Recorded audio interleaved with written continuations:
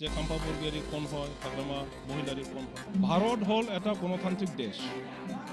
আমি UPPL election বা নিৰ্বাচন এৰি পেলাই এজন পলিটিচিয়ানৰ জীৱন মানে কমপ্লিট নহয়। খাম্পা বৰগয়াৰী 15 বছৰ ডেপুটি আছিলোঁ।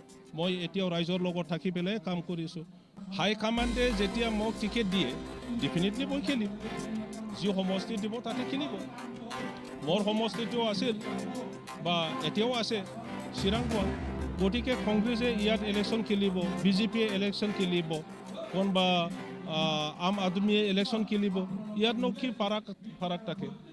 আমাৰ BTC বাকীয়ে বহুতো দল আহিব, কোন দলক মানে আকলি ল'ব, কোন দলৰ লগত কাম কৰিব, এইটোহে ডাঙৰ কথা। সব জাতি গোষ্ঠীৰ মুৰব্বী বুদ্ধিজীৱীসকলে UPPL দলৰ লগত জড়িত ৰাখি পেলাইতো কাম কৰি। হাগ্ৰামা মহিলাৰী এজন চিফ আছিলে, তেখেতে আমাৰ BTCৰ ডাঙৰ এজন নেতা। এইটো কোনোবা যদি নাই হাগ্ৰামাই নেতা নহয় বুলি ক'লে ইয়াৰ কিবা ভেলু থাকিব জানো? মোক যদি বৰবাদ হৈছে বুলি ক'লে এইটো BTC বাকীয়ে বিশ্বাস কৰিব জানো? UPPLে ইমান পাব কিমান পাব সেইটো কোৱাটো আজিৰ দিনত খুব সম্ভৱ বুদ্ধিমানৰ কথা নহ'ব। এইবোৰ মানে কি বুলি কয় ভেলুলেছ এইবোৰ ষ্টেটমেণ্ট বক্তব্য মই আৰু সেইবোৰৰ ওপৰত নকওঁ। এইটো জনসাধাৰণে আমাৰ BTC বাকীয়ে ইয়াৰ উত্তৰটো দিব যে খাম্পা বৰগয়াৰী কোন হয়, হাগ্ৰামা মহিলাৰী কোন হয়। হাগ্ৰামা মহিলাৰী এজন চিফ আছিলে, তেখেতে আমাৰ BTCৰ ডাঙৰ এজন নেতা। এইটো কোনোবা যদি নাই হাগ্ৰামাই নেতা নহয় বুলি ক'লে ইয়াৰ কিবা ভেলু থাকিব জানো? খাম্পা বৰগয়াৰী 15 বছৰ ডেপুটি আছিলোঁ। মই এতিয়াও ৰাইজৰ লগত থাকি পেলাই কাম কৰিছোঁ। মোক যদি বৰবাদ হৈছে বুলি ক'লে এইটো BTC বাকীয়ে বিশ্বাস কৰিব জানো? UPPLে ইমান পাব কিমান পাব সেইটো কোৱাটো আজিৰ দিনত খুব সম্ভৱ বুদ্ধিমানৰ কথা নহ'ব।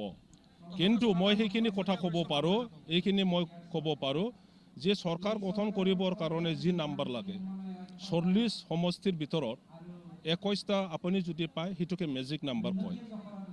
21 আৰু তাতকৈ বেছি 22টা 23টা 24টা 25টা, গতিকে সেইখিনি মেজিক নাম্বাৰ UPPLে পাব। হাই কামাণ্ডে যেতিয়া মোক টিকেট দিয়ে ডেফিনেটলি মই খেলিম।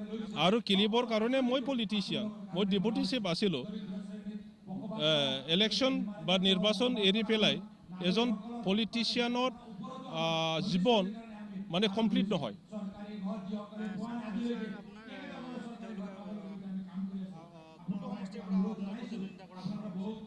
কোনটো সমষ্টি তেনেকুৱা নাই, যি সমষ্টি দিব তাতে খেলিব।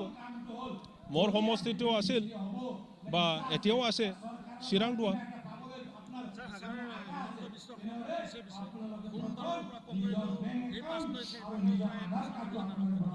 এইটোতো অধিকাৰ। ভাৰত হ'ল এটা গণতান্ত্ৰিক দেশ। আমি UPPLও কালি পৰহি আমি BTC পাৰ হৈ পেলাই MLA যদি খেলিব বিচাৰোঁ গুৱাহাটীতো আমি খেলিব পাৰোঁ। গতিকে কংগ্ৰেছে ইয়াত ইলেকশ্যন খেলিব, BJPয়ে ইলেকশ্যন খেলিব, কোনোবা আম আদমীয়ে ইলেকশ্যন খেলিব। ইয়াতনো কি ফাৰাক থাকে? এইটোতো খেলিবই। কিন্তু কথাটো হৈছে আমাৰ BTC বাকীয়ে বহুতো দল আহিব, কোন দলক মানে আকলি ল'ব, কোন দলৰ লগত কাম কৰিব, এইটোহে ডাঙৰ কথা। অলৰেডি BTC বাকীক লৈ পেলাই আপোনাৰ অসমীয়া, বঙালী, বড়ো, ৰাভা, গাৰো, মাইনৰিটি, গোৰ্খা, যিমান জাতি গোষ্ঠী আছে, আদিবাসী, ৰাজবংশী, সূত্ৰধৰ, চবকে লৈ পেলাই গঠিত UPPL দল আছে। সব জাতি গোষ্ঠীৰ মুৰব্বী বুদ্ধিজীৱীসকলে UPPL দলৰ লগত জড়িত ৰাখি পেলাইতো কাম কৰিছে।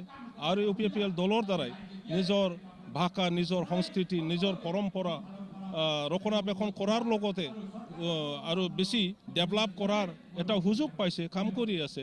গতিকে UPPLৰ লগতে আমাৰ BTC বাকী থাকিব।